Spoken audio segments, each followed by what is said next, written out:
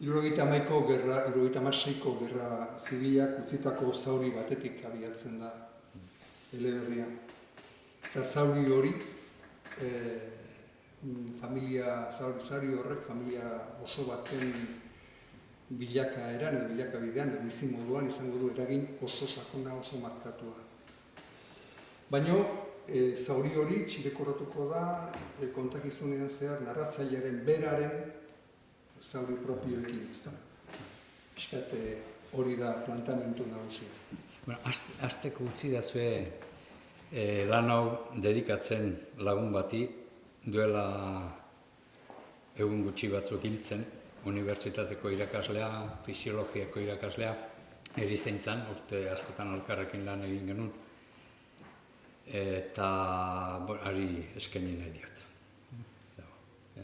Maitasunez. Eta orain, zera, pixka bat, bai,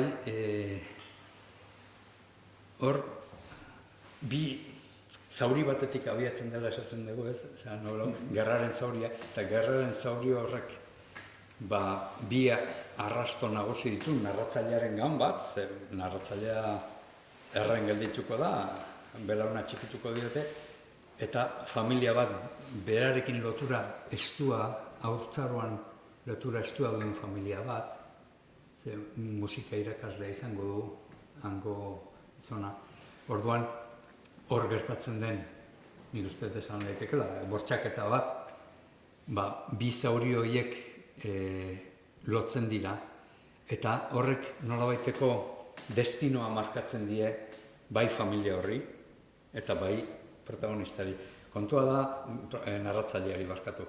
Eta kontua da narratzaileak gotorleku bat osatzen duela, ironiaren bidez, bere nolabait gizartean suertea du Salamankara joateko ikastera, filologia egin, literaturako irakasle izatea lortzen du, eta hor gotorleku bere ironiatik eta nolabait goitik, momentu batean esaten dut, gezur langa bat eta langa guztien azpitik alegia, beak, gainetik baino gehiago azpitik egiten du, ez? Zeran, begira da hori.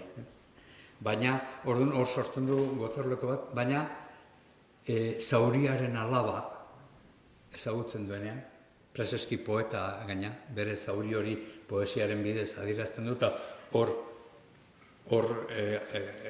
lotuko ditu, literatura ikertzailea eta poeta lotuko ditu, eta hor bien patuak, bien destinoak elkartzen dira, eta narratzaileari bizitza hankaz gora jartzen zaio.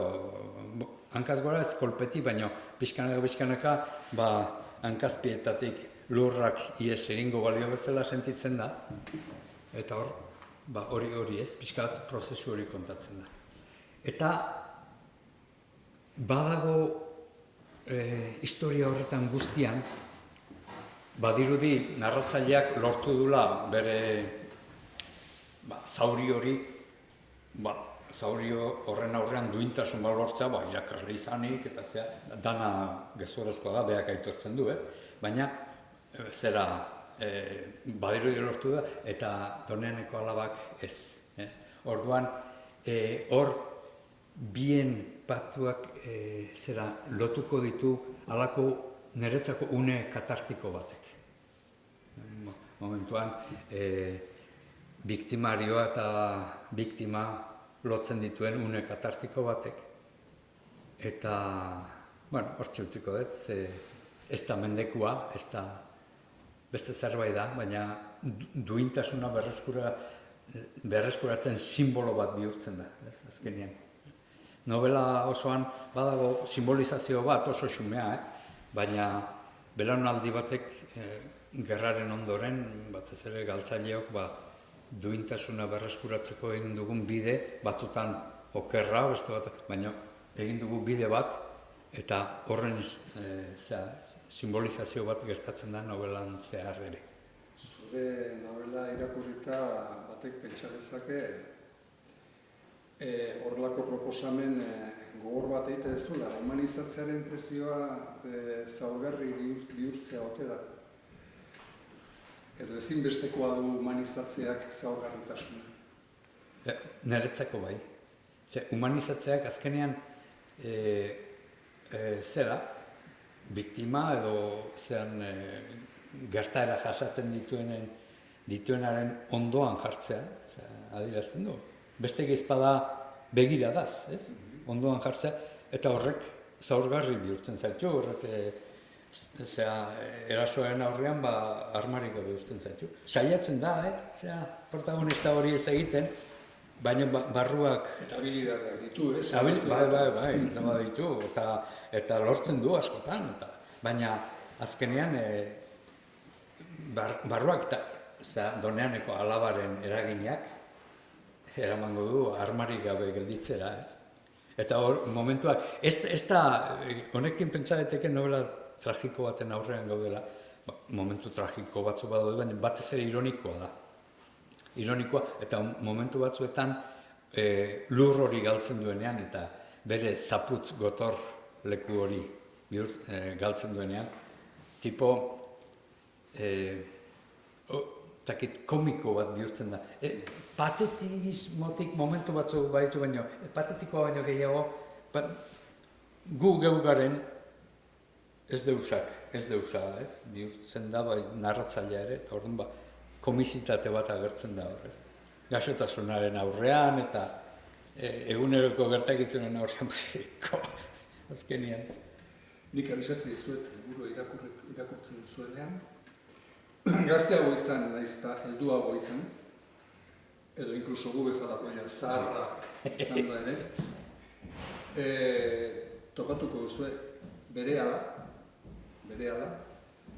identifikatuko dituzue zuen ingurukoak, akaso bat baino gehiago, narratzailearekin. Beste batzuekin bai, baina narratzailearekin. Nik uste dute arketipikotik badula desente, gure gizarte honetan, eraiki dugu gizarte honetan, arketipikotasun puntu bat dagoela handia narratzaile honen eta jokeran. Bai, eta hori pixka bat indartzeko, narrazioan zehar txertatzen dira pasarte mitologiko eta literatura unibertsaleko zenbait pasarte eta referentziak. Eta horiek ematen dioten nolabait joera horiek hor ikusten ari garena azkenean giza kondizioaren ezaugarri eta geuk eraiki dugun gizarte, euskal gizarte edo euskal baino zabaltzeagoa ere izan daiteke, gizarte honetako jokabideen eta izaeren alako arketipo, kabotxartean jarrita noski. Adibidez, esan dugu bortxaketa bat gertatzen dela, gerra zehortan. Ni bortxaketa hori kontatu ordez, seinale batzuk ikusten dira eta ikusten duzu, zera ez, bortxaketa bat gertatu dela, baina ez dut kontatzen zuzenean. Baina bai, Euridize bortxatu zuteneko pasarte bat gero. Eta horrek, ez dizu, momentuko min horretan alako alako korapilo bat sortzen baizik ematen dio beste dimensio bat nik uste dut, ez? Euridizeren historian gaina zati hori ez da ezagunena. Normalean kontatzen da, Euridize hil eta gero, nola Orfeok erreskatatu zuen. Hori ez dut kontatzen baizik lehenagokoa hain ezagun ez dena. Eta nire ustez, simbolikoki lotzen dena, ez, gertatuarekin. Horrelako elementuak erabiltzen ditut. Novelako pertsonaiak aipatzen ari gera, behin eta berriz, eta ez dira precisamente heroien kastakoak. Ez. Ez dut esango antieroien, helburua antieroi bat agertzea denik, narratzaileak berak esaten du, antieroiak ere literarioki oso pertsonaia erakargarriak bihurtzen dituela literaturak, eta ez dela beraren kasua ez. Bera langa guztien azpitik, sasi guztien azpitik dabilen pertsona bat da, eta bere antieroitasuna ez da bat ere erakargarriak bere hitzetan, ez dakit. Orduan, horrelako antieroi ez Baina, beteta dago, baina badituzte bere uneak, heroiak ez dira, baina duintasun hori berreskuratu nahi dutenean egiten dute alako, mailan jotzen dute alako ukabilkada bat. Pertsonaia batzuek behintzatez. Horietako bada narratzailearen aita, narratzaileak berak une batean ere egiten du, noski Doneaneko alabak hori egiten dueten gabe, ez? Orduan, antiheroiak dira, baina duintasun baten jartzen dute. Niretzako beste pertsonaia bat kontrastea egiten duena narratzailearekin da Pinpilin Pauxa deitzen dioan. Sortu zitzaidanean erakargarri egin zitzaidan eta garatu nuen, horrek ematen dio nolabaiteko kontraste bat narratzaileari ere, ez? Langak aipatu dituzu, eta izan beharra dago gaur Doneaneko alaba izenburua badu ere, lehen asmotan izan zuela beste izenburu bat, Gezurlanga. Gezurlanga, bai, Gezurlanga, eta sartu dut, kontzeptu hori, Gezurlanga garaibetean deitzen zioten zera, emakume batzuk igandetan etxera bidean, bakoitza bere baserritara joan aurretik, geratzen ziren azken hizketa egiten. Azken hizketa, igual ordu bete goten ziren, puntu hartan ez, bakoitza. Eta horri deitzen zioten Gezurlanga. Gezurlanga zenbat gezur esaten ote ziren, pentsatuko zuen, hori asmatu zuena, baina gezurrezko langa bat ere badago, langa imaginario bat ere bai, badago. Eta azken batean narratzailea horrelako langa batetik errealitateari begira eta memoriari begira ari da narratzailea, ez, Gezurlanga. Eta gero bestaldera pasatzerakoan azpitik pasatzen da, ez gainetik. Kokagunea zitzen goru pixka bat, bai da referentzia batzuk Beterrira eramaten dituztenak, baina ez da horrelako zehaztasun geografiko gehiagizkorik behintzat, edo zerak, ematen du Euskal Herria izan daiteken, edo zein txoko izan daitekela, horrek izango du segurasko asmoarekin lotura zuzena, ezta?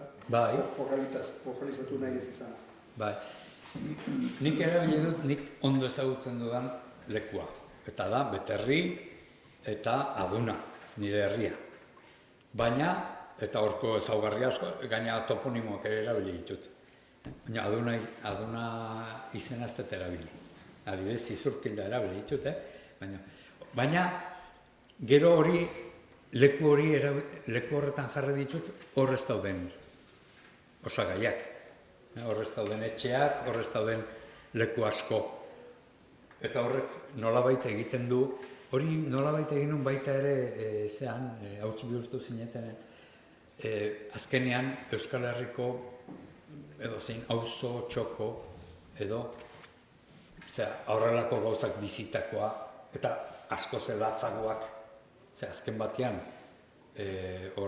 novelan ikusten denez, apaiz karlistak lan handia egiten du, hilketak gerta ez daitezen, o hilketak gutxitzen behintzat ez, beste leku batzutan are latzagoa izan zen. Orduan pixka bat hori horrela erabili dut lekua.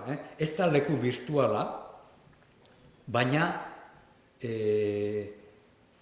erabiltzen diren nolabait elementu imaginarioekin bihurtzen da, ez da Aduna, Doneane, ez dago, Altamira jartzen dut, Altamira izan zen aspaldi baserriren bat, oin ez dago, Euskal Herriko, Goierriko, Bizkaiko, aurreko novela hartan, hauts bihurtu zinetenen, Bizkaira joan itzen, halako irakurle klub batera, eta batek esan zidan oso ondo identifikatu zuela herri hori, ze Bizkaiako halako da, ez da? Esan zidan Bizkaiako herri txiki bat, hori da, ez da? Eta, esan nion, izan daiteke, esan nion. Oso do, zer idatzirik izango duzuelako. Eskerrik asko. Bestela deitu eta belarri esango izu.